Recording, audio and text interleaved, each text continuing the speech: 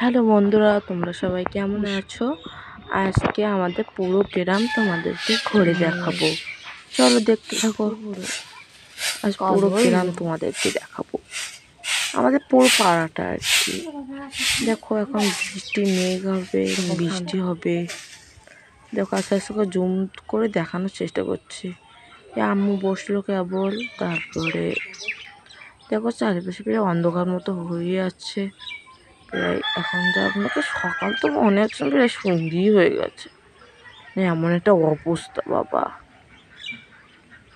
এমন অবস্থা সকাল তো মনে হচ্ছে না, মনে হয় একবার সন্ধে হয়ে গেছে। তারপরে দেখো বাড়ি খাওয়া দাওয়া করে শেষ করে এবার বাইরে বেরোলো। চলো যত থাকো, আমাদের আম বাগানটা তোমাদেরকে দেখাবো দেখো করি।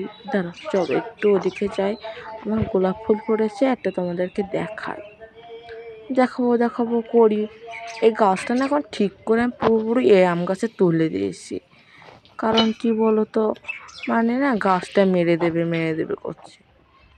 কেটে কেটে না গাছটা ওই হাল করে দিয়েছে, না গাছটা না অনেক বড় হতো।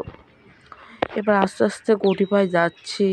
এখন বর্ষাকাল, শ্যাতলা মতো আছে, পড়ে মরে যায়, ঠ্যাং ম্যাং পড়ে ভেঙে যাবে। চলো যাই। এখন না চারিপাশে না আম বাগানে এখন তো পরিষ্কার আছে। আমাদের যে বাড়ির সামনে যে আম বাগানটা, এটা না পুরো একদম মানে কি বন জঙ্গল হয়ে গেছে পুরো।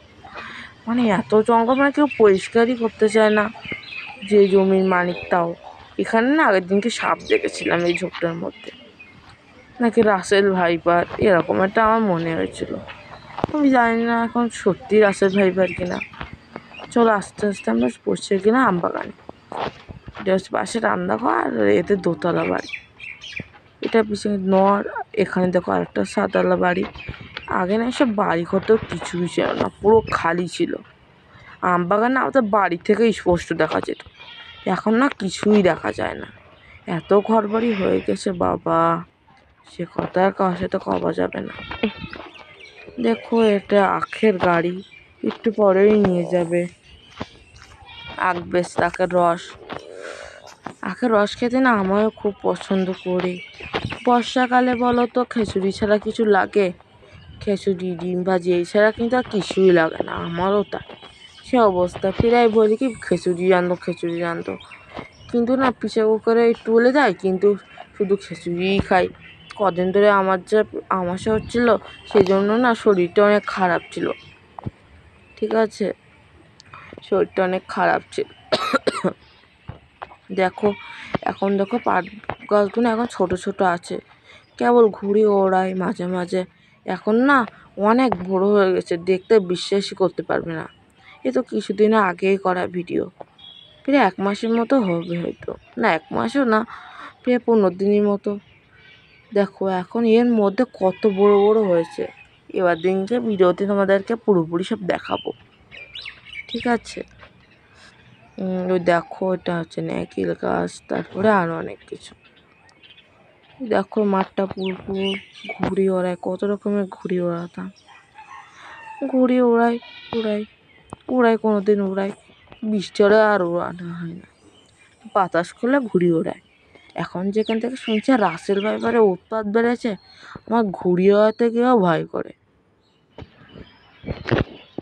ঠিক আছে, এখন যে কি জ্বালায় পড়েছি বাবা, সে কথা আর কারোর সাথে কওয়া যাবে না। ঠিক আছে বন্ধুরা, কি আর করি। দেখো আস্তে আস্তে কি করা হচ্ছে। এটা আমাদের রান্নাঘর, আর সেই দুটো পাশাপাশি দুটো ওয়াশরুম। তো আস্তে আস্তে ছাদে যাই, তোমাদেরকে দেখায়। কদিন ধরে না লাইভে আসতে পারবো না, একটা সমস্যা হয়েছে আমার লাইভে সিস্টেমে। সে কথা এখানে বলা ঠিক হবে না, হয়তো কী বা হবে। তো আমার লাইভে যে সমস্যাটা হয়েছে, লাইভ করতে পারছি না যে কারণে, তোমরা প্রার্থনা করো সৃষ্টিকর্তা বা আল্লাহ বা ভগবান কাছে, যেন আমার ওই প্রবলেমটার সমাধান হয়ে যায়, আর তোমাদের কাছে তাড়াতাড়ি চলে আসতে পারি লাইভে তোমার সাথে গল্প করার জন্য। এদিকে দেখো বৃষ্টিও আসছে, মানে সরি, আচ্ছা বাতাস হচ্ছে কত সুন্দর সুন্দর। এ কদিন না বাতাস হচ্ছে না, এ আগে কদিন বাতাস হয়েছিল এরকম ভালো, এখন আর মোটে হতে চায় না। দেখো বাতাসগুলো না খুবই বরফের মতো ঠান্ডা, আর কি আর বলবো। রোদও আছে যেরকম, বাতাসটাও খুব ঠান্ডা। রোদটা চলে গেলে এরকম বাতাস হলে না, এরকম বাতাস হলে না আর কী চাই বলো। এখন দেখো প্রায়, দেখো এই কটা না এসব গাছ আসছে, গাছ বড় বড় হয়েছে ফলগুলো, এটা ফল হয় এক ধরনের। দেখো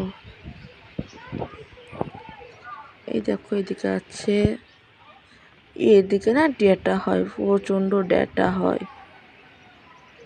এই দেখো ছাড়তাম, এটাই আমাদের বাড়ি। দেখো একদিন না তোমাদের আমাদের বাড়ি ওদিকে ঘুরে দেখানোর চেষ্টা করব, ঠিক আছে? এটাই আমাদের ছাদ। দেখো ওদেরকে দেখাচ্ছি এখন। বাই।